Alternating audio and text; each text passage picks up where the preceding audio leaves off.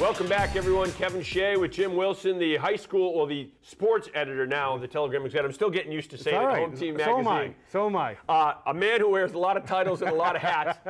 First, let's talk about the games last week, because what a week this was for football. Unbelievable games, and starting with the game up north, with the Leominster-Nashoba game. Two unbelievable teams going head-to-head, and this game didn't disappoint going into overtime. Nashoba wins, and Leominster's decision, Dave Palazzi going for two in the win, not kicking it, and to go into a second overtime. I love the decision of going for two in the win.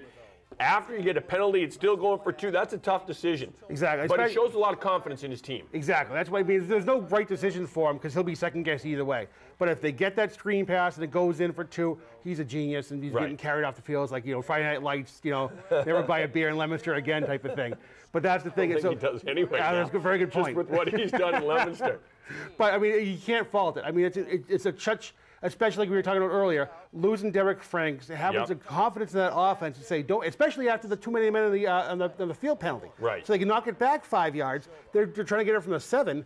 That's a big thing. Anybody else would say, okay, we'll just kick it. You have a great kicker. Right. So, I mean, to have that decision come back and say, we're still going to go it, we're still going for the win, says a lot about the Leominster offense and what confidence Palazzi has, and also about how good Nashoba's defense is, because who knows, he might have thought that, you know, they wouldn't be able to hold that offense in overtime. Play for the win. And Nashoba, certainly shows a lot in their victory, a lot in character, but I think also, and kind of just touched on it, Dave Palazzi showing a lot of confidence in his team and going for the win. You and I talked about it off camera. These are two teams that may meet again in the playoffs. I hope they do. They're both going to get in. We know that. They're two teams that are going to get into the playoffs. So it might be one of those deals, too, where Palazzi's sending a message to his team. Listen, I know we can win. I have the confidence in you. We're going for the W right now. Now, for what Nashoba, what it does for them, they've taken on all comers. They've beaten everyone. Now you win at Doyle Field, on the road, in overtime, in a game that was back and forth. Homecoming. Showed a lot of character. It was Leominster's homecoming. Everything was good. That's exactly why I thought Leominster would sort of get the win here. I thought those little short passes and the athletes on Leominster would just wear down Nashoba. Of all things, I forgot about the fat kids. Nashoba, that line is phenomenal. They controlled everything. I mean, every week I say, okay, well, this is a week they sort of fall back to earth. Hasn't happened yet. Make some room. I'm ready to jump. But you know what? I have number one. You can't one. even just call them fat kids because they move well. They run that wing tee, and so you gotta pull. You're pulling a lot of guards in the wing tee and tackles. Those kids move their feet pretty well. They got athletes up front. They do, and they're showing it. Another week, another big test for them. They pass it with flying colors. It's a great win for them going into Doyle Field. That's one. I always have a toss-up thing. When in doubt, go with the home team. Nashoba wasn't scared at all. They came by with a huge win. Proved, and I jumped them over St. John's for number one on my poll. And we'll get into the poll issue too in just a minute. But looking at another huge game last week, Northbridge and St. Peter-Marian. Northbridge shuts out St. Peter-Marian. They haven't given up a single point all season. They win 46-0. This was a statement game for this Northbridge team because it's against a team that, you know, by their coach's own admission, is a team that's across the line. It's 270, 280. Real big offensive and defensive lines for St. Peter-Marian. Couple big running backs. And this Northbridge team just took it to them. And again, playing man-to-man, you and I talked about it. If you're going to play man-to-man against Northbridge with no safety back, you can't do that. That's crazy. I'm surprised Northbridge didn't call a timeout just to say what's going on. It was like the punt from the Patriots game. Right. It was like, okay, this is great. This is like a gift for them. They love it. They have so many athletic receivers. They would love to hit you because if you don't get them at one time, they still have 3 more times to get that deep ball. Right, and they can spread it around too. It's not just 1 or 2 receivers on Northbridge.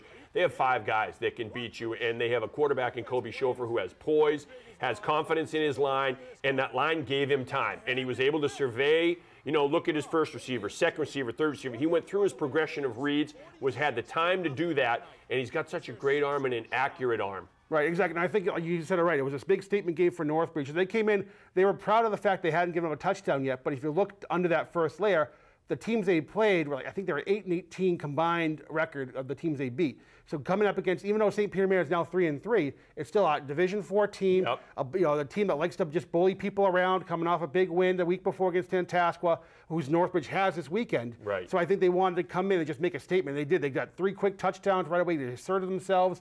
They played mistake-free football and really took it to St. Peter-Marian. They haven't been handled like that in a while. And the defense, I think, is a big story in this, too. And we're always going to talk about the Northbridge offense because they put up such great points and they're so much fun to watch. And that's what you see on the highlights. You're not going to see on the highlights a pass broken up or a great tackle for a loss or a tackle at the line of scrimmage. But this Northbridge defense, what stands out to me is they all complement each other. The secondary complements the linebackers complement the D-line. They all work together cohesively as one great unit, and they have so many good players, but they fly to the football. They all do their jobs. One guy doesn't try to do everything. Exactly. And I think that is showing the fruits of their labor right now, and it's become a point of pride. 6 games, no points against that schedule. It's impressive. And we'll get into the poll later because it could be a new number 1 team. Willie and I will talk about who we have. Shepherd Hill and Fitchburg. Shepherd Hill, big win over Fitchburg on Friday. The Hill has now won 2 in a row. They beat Wachusett. They beat Fitchburg. We've talked about the fact that they're not going to make the playoffs. They are the best team in Division 4 that won't make the playoffs. But the Hill is really cranking it up right now, and they're playing good football. Yeah. This is the kind of football we've seen from them over the past 5 years. They might want you to put the period on that sentence about best team in Division 4, period, because I think they've established themselves and playing a tough schedule, and they're just starting to gel. I think this is what they were hoping for if it was an 18 playoff like it was, right. Because now they're hitting their stride. They played the medal. They got better in those losses, even though they were losses. They sort of found what kind of offense they are, what kind of defense they are, and now they're starting to see the results of it. Unfortunately, it's probably too late for the playoffs, but still, they're a fantastic team. I still had them.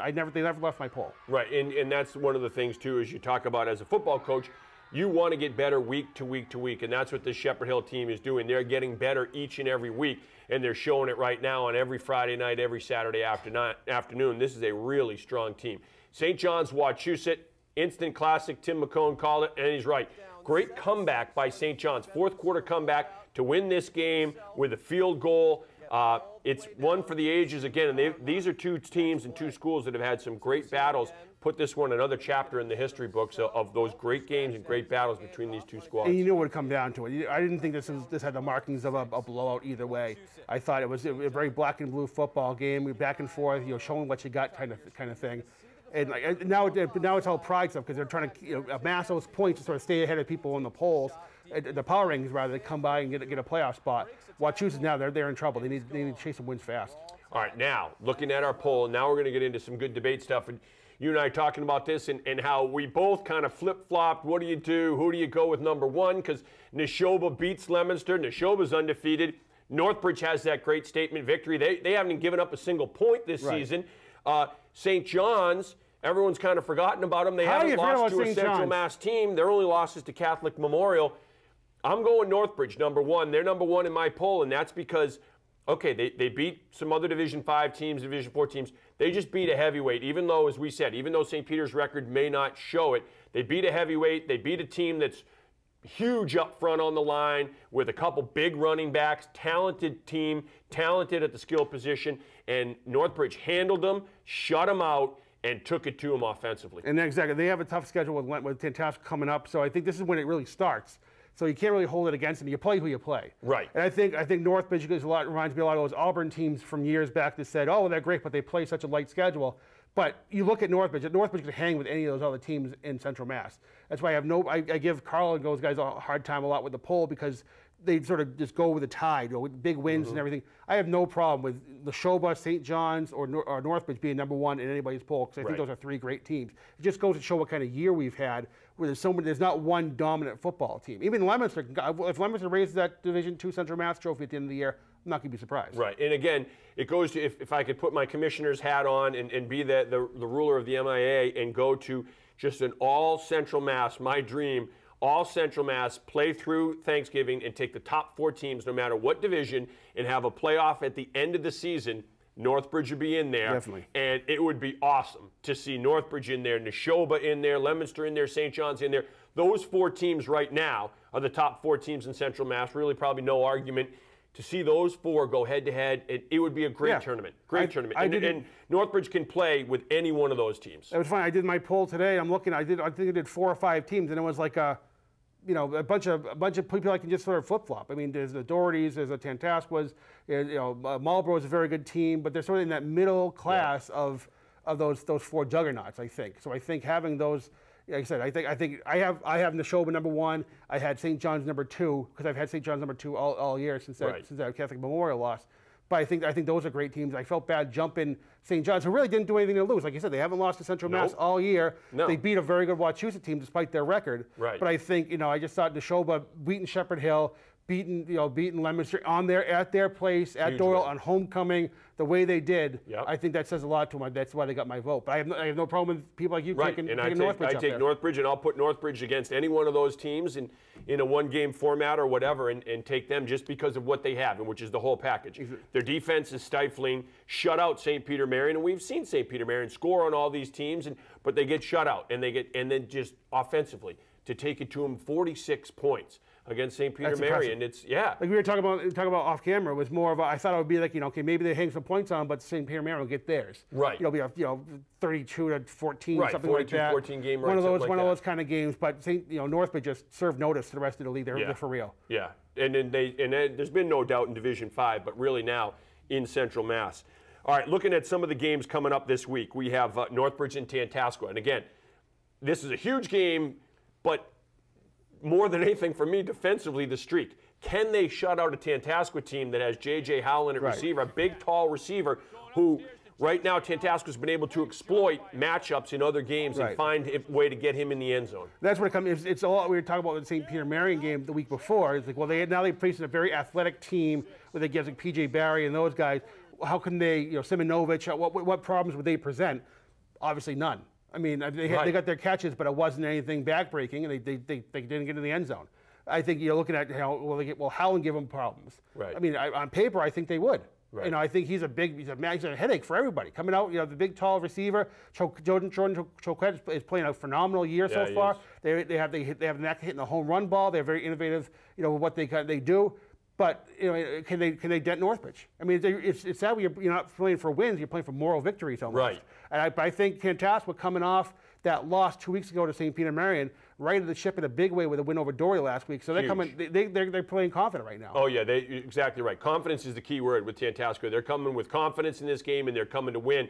I would look for Northbridge to take some of those talented linebackers that they have, put them out at the line on Howland and just jam him at the line. Try to make him work to get around them, to get off the line of scrimmage. And then you throw the timing off, and you got that talented defensive front that can get pressure on the quarterback and make somebody else beat him. Right. See how that goes.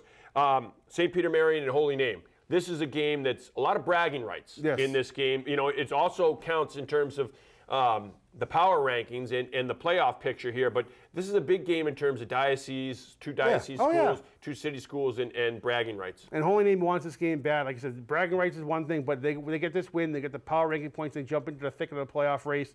Mentz is going to be Kevin Mentz is having a phenomenal year for him. He's doing it. He's a game breaker. I mean, he'll rip off. Look at last week against Algonquin. They try to do their best. I think he had a long touchdown run. He ran a kickback, set up another touchdown. He's just a problem for everybody. I'm sure a banged up St. Peter-Marian team has him first and foremost on their mind. Doherty and Grafton, another intriguing matchup. It's a good D4 matchup right now, two of the top teams in Division 4. How do you see this one? Because it's both physical. I mean, Doherty can throw the ball a little bit too, but the bread and butter of each team is to run the ball and to line up and play smash mouth football. Yeah, O'Brien's going to come in there with his hard head on and try to get those big running. I think he's second in Central Mass, third in Central Mass in rushing. I think Vassar from Doherty is the same way. He's more athletic. If he gets the corner on you, forget about it. So I think that's going to be a great sort of basically nothing fancy. There's not going to be anything in terms of bounce passes or hook and ladder plays or anything. They come in and just car crashes for 45 minutes. Old school football. Line it up head to head, and we'll find out who the tougher player was at the end of the day. All right, I love that game. We're out of time. It always goes so quickly. My thanks to Jim Wilson. We're back with more of the Frenzy Extra right after this.